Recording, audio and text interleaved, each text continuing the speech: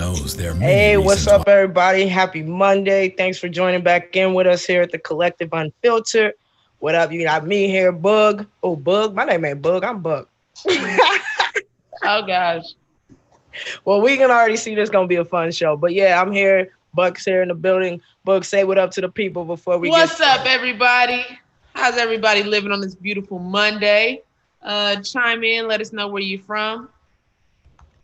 Absolutely. And before we start the show, we like to thank our sponsors. Give a shout out to Hound Dogs of Knoxville on Kingston Pike, Tap House, Tennessee Tap House on Peters Road, Orange Mountain Designs for all of your lady ball gear with the official colors and logos, and also Just Pass It Tutoring. So thank you guys for helping us to spread our word, our story, and allowing us to continue to keep it unfiltered. Bug, what we got for the people today? Man, today it's just me and you. We gonna take it back. We got the infamous bag of questions. Yeah. It's hard to see with the when you got the backdrop. I see you at the field today. You know what I mean? Yeah, back where it started. Good old Rocky Top. Um, Yeah. I see you in TBA. I see them championship banners up there. Balling. I wish I saw that follow through though. It was cold. Buckets. um, yeah, so I'm excited today. It's a beautiful day. The sun is shining in Atlanta. What about North Carolina? Man, nice and rainy and storming. What it was doing for a few hours now. The rain's not there. It's just cloudy and Yeah, wet here you outside. go. Yeah, so that's what that was. It started off really relatively hot and then rain. That's Yeah, where I we feel you at with it. saying. Um, so Lex, What up? what's new in your world? What's good? How's everything? How you been living? Things are good. We actually had company. My good friend, Fallon Taylor. She's like my niece. She's like one of my children. So I used to train and coach her. My father and I used to train and coach her when we lived in Texas. And every year since probably since her senior year in high school, she makes sure to come down to North Carolina to see my parents and me, and we train. So that's what's new. I have some knuckleheads here for this week. But we're gonna have fun, and hopefully they can learn something. I can pass something down to them that helps them as young women, but also as athletes and future business owners. So that's what's been on my plate for the past couple days. Successfully connected as a host. That's Welcome, what's host. up. You are now in the host room and can manage your callers from the call-in studio web We interface. you know, soccer season is in full swing now. So it's crazy. We got our Yeah. first tournament this weekend. Oh, where at? It's in Georgia. We're not leaving Georgia. Mm-mm. But we got the first one in Georgia, so I'll be interested to see how it goes. How many people wear masks? Temperature checking my entire team um, before they even step into warm up. But I don't know. It's gonna be kind of crazy. Yeah. I mean, at least you're getting back started. A lot of sports aren't starting or aren't fully starting. So like, what are you thinking about that with the sports starting to get started up and fans still complaining? Uh, well, me personally, I know we talked on the phone earlier. I'm loving the pro sports getting back in You swing. I know, get to I get to wake up and watch Sports Center, not just see reruns and just press and analysts just talking back and forth without nothing to talk about. So, right? but now the pro sports. I think they're setting a very good example. Simply with let me speak definitely for the NBA. I think the NBA is definitely setting a good example for operating, you know, during COVID and being responsible with it. Yeah, Obviously, they do have the funds to do so, but just in terms of allowing very very minimal people inside the bubble.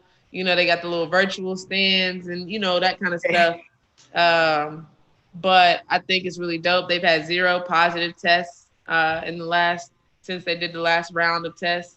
So I think that's they're really doing it the right way. Um, so I think they're setting same with MLB. hmm In terms of I know it's tough playing with no fans, but nonetheless, I mean they get paid to do what they love. So right. um, So I think that part of it's really cool.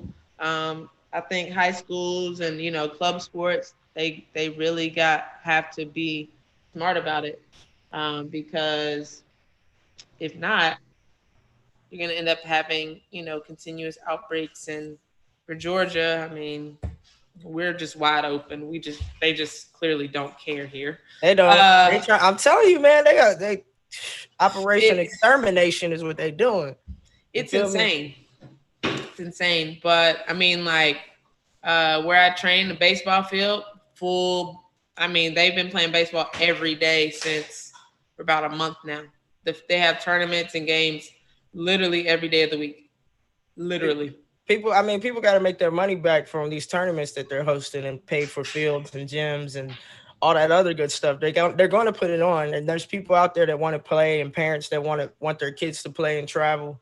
And locally, obviously, getting back into it to get the kids out the house mainly. Right. Um, but I don't know. I think you playing with fire right now, and I don't think there's no correct answer to this. You know. Nope. Ideally, we can literally do a world shutdown for 14 days, like wherever you are at, you're stuck there, sweep, clean, do all of that, test everybody.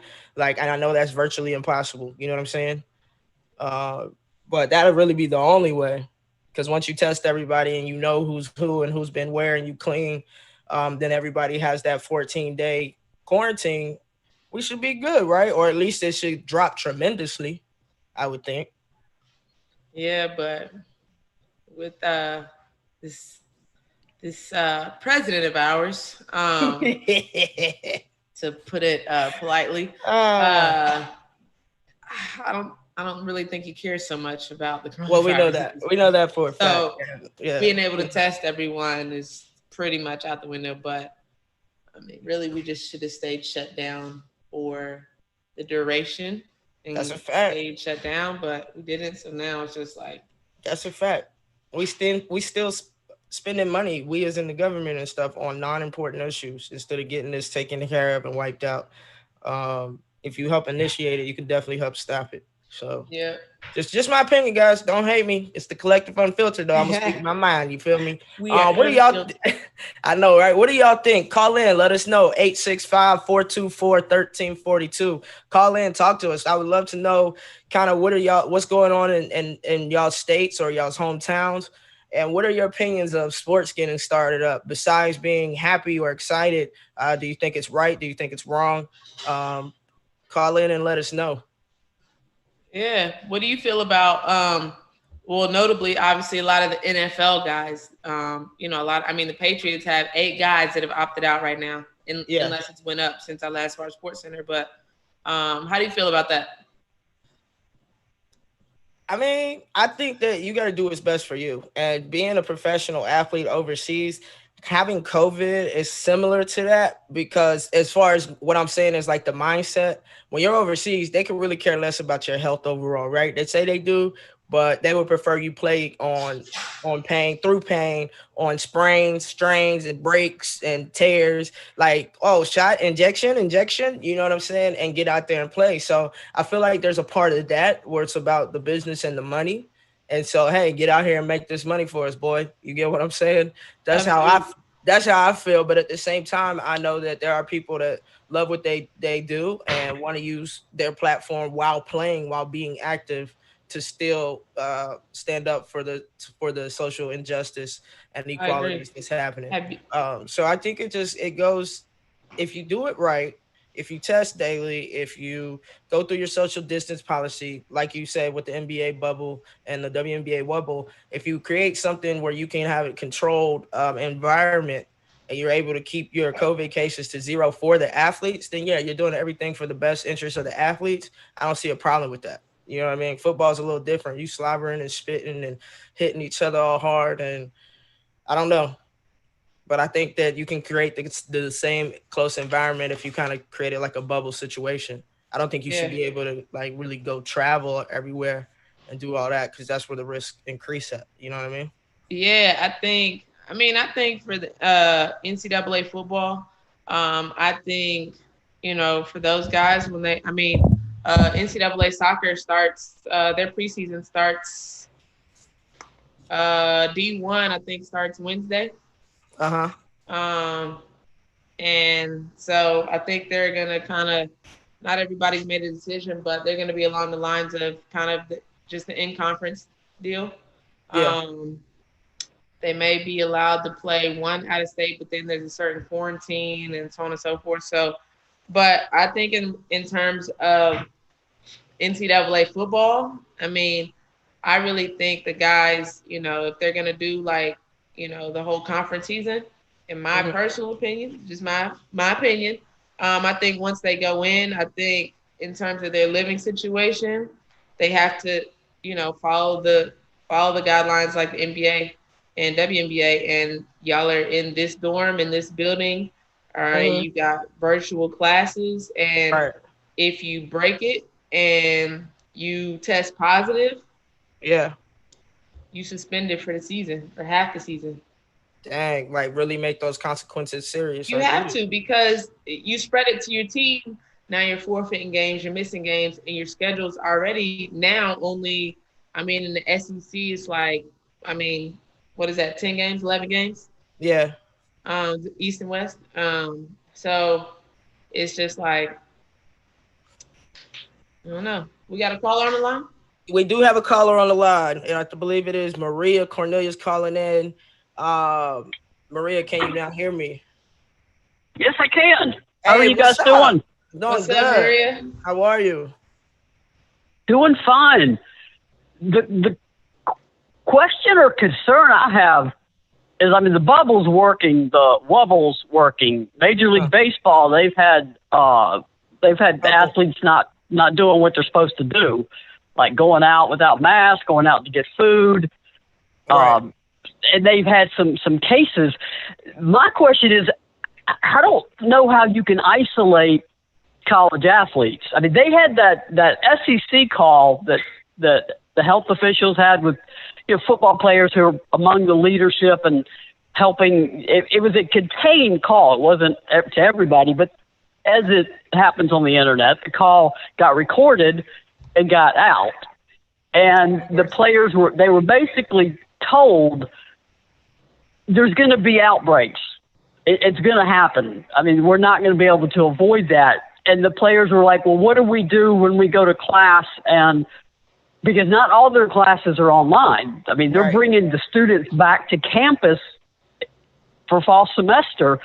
The players are like, what if we're around students and they're not wearing masks and we're in class? And the answer was, you're going to have to isolate yourself from them, move away from them, tell them to wear a mask. I'm like, we can't be putting this burden on the players Right. to try to enforce other people wearing masks. Or I just don't know how you pull off college But sports I think without isolating the players. And is that even ethical to do? Because these players are still college students. They're not professional athletes.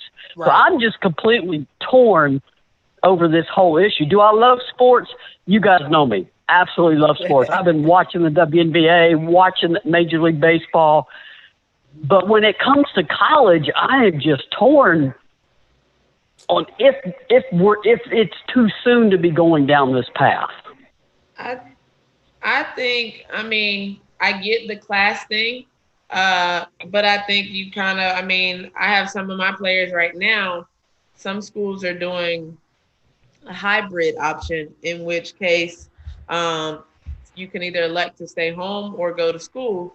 And so for the kids that elect to go home, basically they're putting cameras in the classroom or have the laptops up. And for the kids that are at school, they're in the classroom, the teacher's teaching, and the girls will be online. I know one player, she goes to a pretty prominent private school in Atlanta, and that's basically what she's doing, because her parents, one of her parents has a pre-existing condition that's serious, so she can't really take that risk at school, and not knowing if people are being honest about symptoms and so on and so forth. So I think, for the football, if they really want this to happen, and for the players, I mean, of course the players don't want it, because then they have to quarantine for 14 days. Right. Or football, that's 2 weeks, that's 2 games.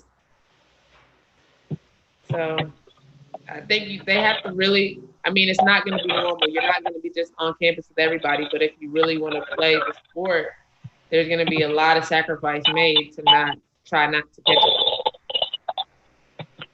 And can that be asked of college athletes? I'm not really, I don't have an opinion yet. I'm trying to flush one out. Can you ask college athletes to basically not be college kids? I mean, we know what happens in college. Kids go to parties. Kids go to bars. These are amateur athletes. And yeah, they're getting tuition and books and room and board and food, but they're not professionals. They're not making money off of this. Can we basically tell them, okay, for the next 3-4 months, you are a semi-professional athlete, and you're basically not a student athlete because you cannot be a college student because it's too dangerous for you and you won't be able to play? I mean, personally, in my head, if you're a student athlete, if it's too dangerous to go to school, it's too dangerous to play. That don't make no sense. That's true. Are we protecting some students, but not all students because they're athletes? I think, like you said, it's not the professional level. So, this is not your livelihood, right? I believe that if they're going to be able to continue their education, whether that's a hybrid schedule, whether that's all online classes, then yeah, you can take a chance on those sports. And those who want to jeopardize catching COVID or not catching COVID, that's a personal decision. I don't think they should be punished for putting their health first, though, if they choose to sit out. But I don't think you say for everybody, we're not going to do this. I think you sit down with the league and the players and administration, and you find out who's willing to jeopardize kids' lives, because that's exactly what's happening. Nobody can get it, or 5 people can get it, or 20 people can get it, but 1 could die or 10 could die. So is it really worth that risk? Or none could die. So it's just like, to me, for young men and young women, it's not worth it. It's just not worth it. So here's my question. So what about then? I mean, think about how many athletic programs have to be able to sustain themselves off the revenue that they generate, right? So now, I mean, you've already had programs cut. Let's see, I think, what it says, in total, 19 schools have permanently cut 57 teams between them. Think about how many athletes that is, right? Because they don't have the revenue to support it. So now some of these kids, so then the next question is, are their scholarships still honored? Can they still continue to go to school and get an education? Some schools can't because they don't have the money, right? So it's just like, it's kind of like, I mean, it's kind of like sixes, like you kind of have a taking loss on both ends. So I think that's the reason a lot of programs are trying to at least have a football season to somehow, whether it's generating revenue from online streams, their TV contracts, viewership, whatever they can do because of all the loss of revenue to even keep the athletic department afloat. I mean, you got to think about Texas. On average, they bring in $79 million a year with football. So, I agree. I mean, all of this is driven by the fact that the revenue is needed, particularly the Power 5 schools. It's that is driving this bus. And the general thinking is that for NCAA sports to be played, there needs to be a semi-normal campus, even if that's a hybrid campus. Some of your classes are online, some of your classes are on campus. The general thinking seems to have been students must be on campus for us to hold NCAA sports. And my question is, you cannot isolate an entire student body.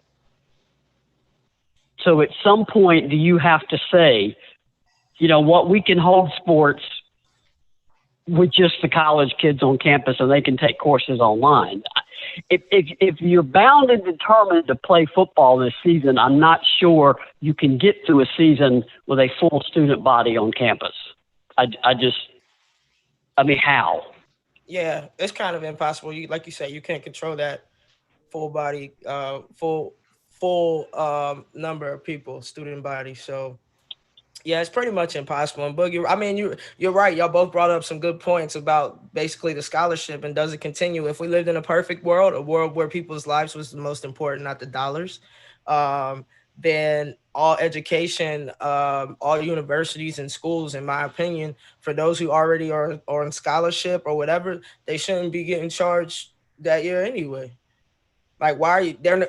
If everything was regular, they wouldn't be, their tuition would be paid for. So why not the same thing? And when it comes to recruiting or going pro or whatever, I think that's when you make decisions for combines or whatnot. But the team sports, in my opinion, it's just jeopardizing, playing Russian roulette with people's lives. Yep. For the fall sports, they've already said you can opt out of playing and your scholarship will be honored. I know that is in place for the fall. One of the reasons they do not want to play football in the spring is because for your top players, it's combine time. It's preparation for the NFL draft. If you're a draftable, particularly a higher pick in the NFL draft, you sure as heck are not going to play a college football season January to March. I mean, nor should you. Right. But I You're agree. gonna get ready. Yeah. So they've got to play football this fall or there won't be football in 2020. And my biggest question, and I know none of us have the answer, is how do we do this safely? And I don't know yet. I don't think anybody knows, but everybody's just kind of like, it's basically at the end of the day, I mean, we're past the point of flattening the curve right now. I mean, it just continues to just go up, or it's just, especially in states like, Georgia. I mean, Texas is trying. They closed down some things. Arizona closed down a lot. They closed down bars, gyms, restaurants, all that. But I mean, in the States, California, right now, Georgia's number 4. I'm like, great. I'm in a cesspool of COVID. Thank you. Right. So it's just like, at this point, you have your states like Georgia, and then you have a state like New York who was like, no, we're shutting down, period. So it's like, your Syracuse, your, other teams in New York, and then you have your team UGA. I mean, they had 1 million positive tests of their athletes that were on campus. So I don't know, man. It's gonna be tough. It's gonna be tough. The COVID, the positive cases of COVID have gone up, but the death rates have actually gone down, is what Volman said. And Maria, if you can stick on here, because we had it was like a continuation question from Kevin. He said, do you think being so sterile will weaken our immunity in the long run? And will there be a full basketball season this year? I know all epidemiologists say you're not weakening your immunity at all. I mean, yeah, we're washing our hands and wearing a mask, but we're evolved enough that our immune system is still going to be built up to what we're used to being exposed to. For the people who keep saying this is like the flu, I want them to tell me what healthcare workers died like they have from treating COVID who died because they treated the flu. None. Right. COVID is a much deadlier virus. We have no immunity to it. The only way to get herd immunity, one thing this whole thing is exposed is how few people paid attention in any science class ever they took anywhere. The herd immunity means up to 80 to 85% of the population has developed immunity to the virus. That can only be done through vaccination or that number of people combined contracting the virus and then assuming you develop immunity to it. We're not going to have herd immunity until we have a vaccine. And that's just the reality of it. The issue with COVID is we don't have any effective ways to fight it off. If you get it, you get it. Are some people affected more than others? Absolutely. Right now, we don't know. The data for epidemiologists is coming in every day. I mean, they study diseases and viruses for years, and we've had very little time to look at what COVID-19 is doing. The worst thing to me I'm seeing are these early reports that it damages the heart. These are young athletes who, okay, fine, they may recover great. They may have it feel like they got the flu 2 weeks later, they're back. What are they like 2 years later or 10 years later? So we are not going to weaken our immune system. That's every credible epidemiologist has said, no, you're not weakening your immune system. You're still exposed to viruses everywhere you go. You have the ability to fight them off for the most part. We all fight off. The notion that it would go away when the weather got hot was one of the most asinine things I've ever heard in my life, and I've heard a lot. The flu virus is not affected by hot weather. It's just by the time the hot weather gets here, we've all either been exposed to it and gotten over it, and now we have immunity, or we've been vaccinated and we fought it off with that. And the herd immunity has kicked in by the hot weather months. That's why COVID wasn't touched by hot weather. When people told me that, I said, no, COVID's going to spike in the summer because people are sick of being inside and they're going to go back out again. And we're going to have what we call super disease vectors. That's what we all are. If you're walking around here unprotected, unmasked, with family members coming and going. I know of a family whose one of their kids went to a party with friends. I mean, a small party, I think of engagement or something, caught COVID there. Now the whole family has it. They're all in quarantine. Dang. I'm trying to project this out. Actually, they may not all have it, but they're all in quarantine because they've all been exposed to it. So project this out to a full college football team. Yeah, and I don't mean to sound like, the creature of doom or take all your time here.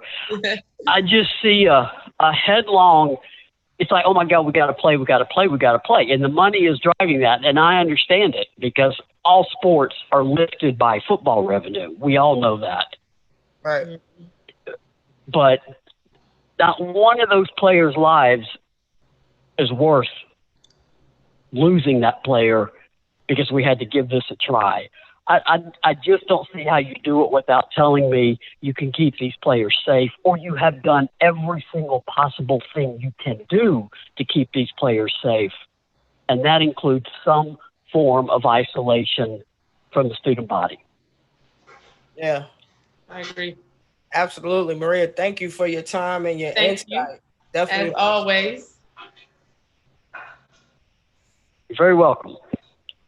I will, as they say on the radio, I will hang up and listen. All right, Maria, stay tuned. We look forward. All right, guys. To continuing to hear from you for the rest of the podcast. All right. Okay. Bye. All right. Bye. And Maria mentioned masks. So let me go ahead and let y'all know we at the volunteerroadshow.com, we have new merch on the line. We have some masks for you guys. There we have the Lady Ball logo going across. We got the checkerboard. You feel me? And we got the UT logo going across. So make sure y'all go to volunteerroadshow.com. Check out some of the merchandise. More merchandise will continue to be added. Please help support us and our show so that we can continue to bring you this collective, unfiltered view. Boog, I love it. You look like an infomercial. Like, it's amazing. Green screen. No, I'm just playing. All right, Lex, I got a little something I'm bringing back. Remember the bag of questions we started? I do. Ooh-wee. You ready for one? Let's go. You go first. I mean, I'll answer, but read it. And just so you know, y'all, we don't remember. We put these questions in here like 2 months ago, so we really don't know what's in here. I forgot you even had it, to be honest. I know. All right.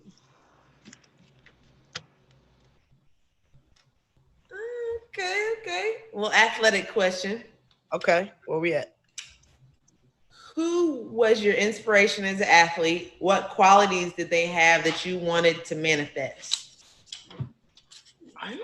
Honestly, my dad was my inspiration as an athlete. He still has some knees on him, so I got to see him. Hoop. I remember being relatively young, and he could still jump out the gym. He was quick. He was efficient. He saw the court well. He defended. He rebounded, all while talking smack. I'm like, yep, I need that in my life. I need to be able to be a top competitor, but back it up with actions. So Excuse me, y'all. My bad. Bless you. Allergies. You know what I'm saying? Okay, allergy season. You know, you can't sneeze regular now and then. The allergy season, right? They be like, Did you just sneeze? Right. She got the Brona. Nah. It's allergy. Sorry. But yeah, I would definitely say that would have been my original influence. Obviously, the further I went into loving the sport, then it became like Michael Jordan, Cynthia Cooper, Lisa Leslie, Tamika Catchings, Shamika Holmes-Claw, Diana Taurasi, Sue Bird, Nikki McCrae, Tina Thompson, Cheryl Swoop, Cheryl Miller. I mean, the list goes on, and that's just the women. Like the men are just like Allen Iverson, Scottie Pippen was one of my favorites. Love Rodman, Olajuwon's my favorite center of all time. I mean, it's just a lot of people that helped mold my game and allow me to take from different pieces. But the original, the OG of it, the OG of the creation of me is Diddy. Yeah, that's who that is. What about for you, Book? Honestly, like you said, or like from the beginning, it would have to be my brother. Because from a young age, we're 6.5, 7 years apart. So, you know, he was already into sports. So just watching him, I was like his little shadow. So, and if he's watching this, he's probably over there smiling. Knew she was. But honestly, like just growing up with him, just watching him, you know, always being with him, you know, he babysat me because he was old enough. And then as obviously I got older, he got older, so he babysat me. But really? Is that how that works? I'm just saying he wasn't 7 babysitting an infant child is what I'm saying. I don't want nobody thinking like, yeah, Lee, they put up a 7-year-old. I feel like if that's where they think, they need to keep on educating themselves. You feel me? Yeah. But we just, you know, I did everything with him and watching him. He played soccer, you know, and that's kind of where my love for soccer started, was with him. And then, you know, he was so athletic and so just good, like just naturally just amazing. And so like for me, it's just like, I'm gonna be like my brother, but I'm gonna be better. You know what I mean? Yeah, that's drive. Yeah, and then similar to you, like, you know, as I got older and started to be a student of the game, student of sports, you know, I could name a million athletes, even to this day. I mean, if I had to say right now, the 2 athletes would be Serena and LeBron. Like, they are just incredible to me, just on and off the court. Right. And that's what makes it so meaningful, is just on and off the court. They do so much. I mean, if I were still in the game of soccer, I'm trying to play for Serena. Serena's part owner for the new NWSL team in LA. Like, it's all women entertainers and actresses and athletes are on the board and owners of the women's professional soccer team in LA. Like, I would be on the first flight to LA and I would just be there training. Like, I'm going to be on the squad. I want to play for you. You know what I mean? So it's just like, and then LeBron just, everything that he is doing off the court is just, he's such just for the community and philanthropy. And it's just, it's really dope. And they're setting an incredible example for the youth, for other athletes to speak up. Even similar Kyrie Irving, what he's doing for the WNBA right now is really dope. That's taking $1.5 million a year salary to support, you know, athletes that are opting out for health reasons, COVID, you know, whatever the case may be. Like, and social injustice, that was on his list too. The women that set out to be social activists. Yeah, like that's dope to, you know, to just do that, and, you know, to really, like, he's really using his platform. You know, he's not just talking about it or wearing a t-shirt, or, you know, making a statement in the media. Like, he's acting on it, without even publicizing it. Like, it's other people publicizing it. He didn't say a word. He just did it. Right. So So yeah, but that's dope. You got any questions on your end? What's YouTube talking about? YouTube earlier, they were talking about Ballman had stated a fact that in 2008, over 60 million had the swine flu with over 600,000 hospitalized. Where was the shutdown then? Yeah, again, and they act like the flu doesn't carry a high number of what's the word? Fatality, death, cases and patient. Oh, okay. fatalities. Cases and fatalities, yes. Yeah. So that's crazy. And then also, let's see. Slim Mosley said, we had a great point about, people sitting out. I think Maria made that point about certain athletes. If they know they're going pro or they're going to be drafted high, then they're not going to, risk that playing college. You feel me? So he said we've probably witnessed great players like Trevor Lawrence already play their last game in college. Mm-hmm. And then, yeah, everything else has just been kind of in agreement. Kevin Stokes said he really likes what Bobby and Billy have put together on the Roadshow. Lots of different views. That being said, go Dogs. Yeah, man, we're happy you support us. So I'm going to just let you slide on that, all right? Right. Rocky Top all day. But, yeah, that's all we got over here talking, as far as I know. So what's our next question, Bug? Let's see if we can squeeze in one or two more. Bet. If y'all have a question for us, we'll take one question on call. Go ahead, Bug.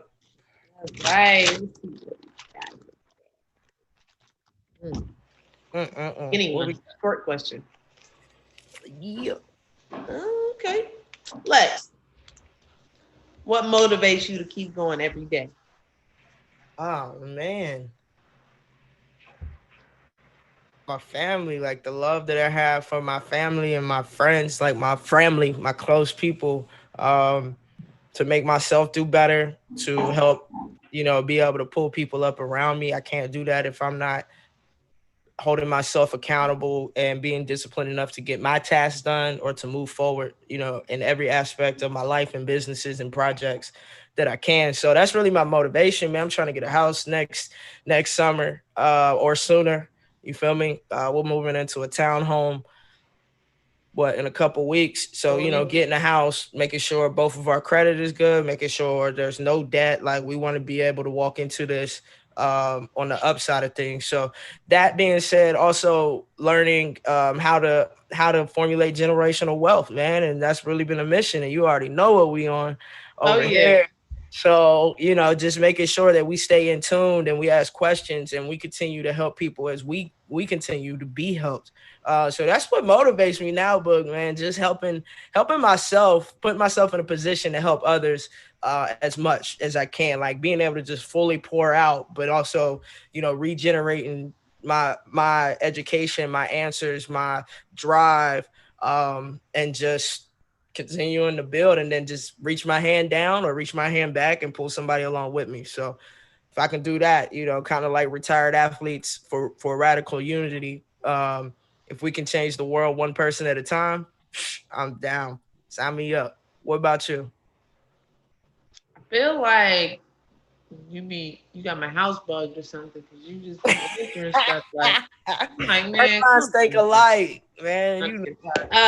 no, I'm like, what is there something under? No, I'm just kidding. But same thing. I mean, obviously, I think that's one of the reasons why you and I are so close is just our love for family and friends in our inner circle, and we have so many supporters, so many people believe in us, so many people that have just literally been down since day one. And of course, my family, mom and pops. I was up there today. My brother. They just literally like everything that I've done in my life, they've been right there. In college, my mom missed one game, home and away, my entire college career. From Cali to she didn't go to Hawaii. Or no, that was when I was coaching, never mind. But she literally didn't miss a game. So it's just like that love and support. So like every day I grind so that, my family, they ever need anything, they don't want for anything. Like I'm there. And it just keeps me going. It's just like, I don't want to disappoint them. Mm-hmm. I want to make them happy. I want to make them proud. Like my dad hands out my business cards like candy. So it's just like he's so proud and Yeah. everything. So that's definitely my drive, my motivation every day that I wake up. And like you said, I mean, to continue to just be an influence, be an inspiration to other people and help and give back where I can. Right. Because so many people were a village for me, not just my family, my friends, their family. I think I probably got about 20 moms. What's up, mom? you know? So it's Right. just like, and that's your friends and, their mom is like your mom. They look out for you Yeah. just like, your parents. So, wherever we can be a blessing is a blessing in return. So yeah, that's the morning grind. Every day I wake up and just thank God for another day. And all right, let's get to it. So Bet. Bet. I like it. Yeah, that is a big reason. That's only one of the few reasons of why we are so definitely. close. For y'all that don't know, me and Book been rocking for years since college. We were roommates. She was keeping me out of trouble and I was trying to get her into trouble. So that's how that worked. She was the good angel, and then Buck was the bad one over here, the mischievous one, the instigator. But look where we're at now. You're right. You're You right. feel me? Won't We're he both looking for do it? houses. Word. Won't he do it? Won't he do it? Amen. Uh, Amen. Word. Bug. Let's do one more question, and then let's go ahead and close it out. Make sure we talk to the people. Let them know. Let them know. Get a little jangalang, jangalang. Make sure you mix it up. Mix it up. Yeah, don't cheat, man. I feel like you know these questions. It's not loaded. You saw me close mine. Oh, let's see here. Ooh, this is a good one, boy. Uh-oh. We gonna switch gears to another piece of the puzzle right here. Oh, you can't see it. We're gonna switch to this part of it, Oh, finance. finance. Okay, let's go. Let's go. Where's What that? has been your biggest lesson learned financially? Ooh. Ooh. You know what? We made this show. We made this podcast for complete transparency, guys. I struggle with anxiety. Full disclosure, and right now my chest is just like boom, boom, boom, boom, boom, boom, boom, boom, boom. So, it's hard to admit your failures publicly. Kind of fair. Uh, Lessons learned. Lesson learned. yeah, for sure, but that don't make it any more comfortable. You feel me? We don't But fail at anything. We just maybe yeah, take I a mean, I couple failed steps forward. back. I failed forward. Don't get me There wrong, we y'all. I go. failed forward. It made me better, and I regret certain things, but I honestly don't regret a lot the things that I did. But financially, what I did not do, I invested in 401. I opened my 401k day one of WNBA, so I had 6 years of 401k, the league matches. Um, I did do that. I do have like a life insurance policy that I started years ago. I did do that. But everybody got their vice. And mine was, alcohol, parties, clubs. I mean that anything that you think college kids do, that's what I did. I mean, if we weren't hosting a tailgating, we were there. We were at somebody's tailgate, right? Or pregame, as we would like to call it. If we're about to go out, we pregame into somebody's apartment or townhouse or condo, or we know the club owner, so we just in there before the joint even open. You know what I mean? So I spent a lot of money in the pros, especially my first 6 years, on dumb stuff. Literally dumb stuff. Y'all don't do that. I became a statistic. That's so embarrassing, like a financial statistic of what young black athletes do when they come up on money in a short amount of time. I did not invest properly. I did not want to listen to people. I didn't trust other people, but I should have not been trusting my damn self. But I should have I should have listened to my daddy is what I should have done. But I knew it all at that time, and I would definitely say financially spending it on dumb stuff like that, you can't get that back. You feel me? And nothing to show for it. So I wasn't smart with it, but you best believe I'm smart with my dollars now, and you best believe I'm stingy. Nope, you can't have none. All right. I help you get it, but you can't have mine. What about you, Book? Yeah, I would pretty much say along those lines, and not being for me is, not listening to what people tell you about your credit and how important it is and how hard it is. And lesson learned, I kind of, I put a little, I faced a little bump in the road. I'm on the up and up, but it's just like I didn't really, I was like, oh, I'm good, whatever. Oh, just this one time, it won't affect it that much, whatever. Right. Um, and then that I'm like, oh, that one time, and I look and it didn't really change, and then I'm like, oh, I'm good. And then you think you can open up another credit card, and it's just like, and so then you start to realize like, oh dang, oh it takes 30 days for that to hit. Word. Yeah. But nah, so I would definitely say that's my biggest lesson learned financially, is just really paying attention to how things affect your credit, even though it's a good thing. Like buying a car is a good thing, but it still does affect your credit. You know what I'm saying? So I would just say for me, it was just understanding my credit score and how it affects you in the long run. And even though you can fix your credit, it's very possible, but it takes some time, to fix it the right way. So it takes a little bit of time. You can Which do it in like 3 to 6 months though. If you know what you're doing, you can up your. yeah, but that's still time. If you Oh yeah. right the first time, then it's just like you're not having to postpone buying your house because you don't have a good or buying a car because your payment's going to be astronomical. Right. Right. I mean, Um, that's absolutely right. I agree. I ain't got shit to say. I agree. so yeah, so that's mine. So we got any other questions on the line? Anybody? Not on my end. Not on my end. My YouTubers. Facebook? Well, let me see. Hold on. What D. up, D? My Diddy make great barbecue sauce, or you make great barbecue sauce. What are we talking about, D? Y'all know what? D is Damian Argret. He actually kicked off the last episode for us, episode 20. I can't wait till your documentary comes out, D, so we can get you back on the show and get the people, show them some clips and get them watching you, man. I'm excited. What He's up, Katie Mack? We see you. K Mac in the building. Katie Mack in the building. Um, but What we got on Facebook? that's pretty much it. What up, Sam? Sandrita, that's my baby. Y'all love you. Oh God. Shut up, yo. You sometimes you like the biggest hater. Like I don't even. I'm not a hater. Like, I am your biggest supporter. Period. Big facts. Big facts. Big facts. And vice versa.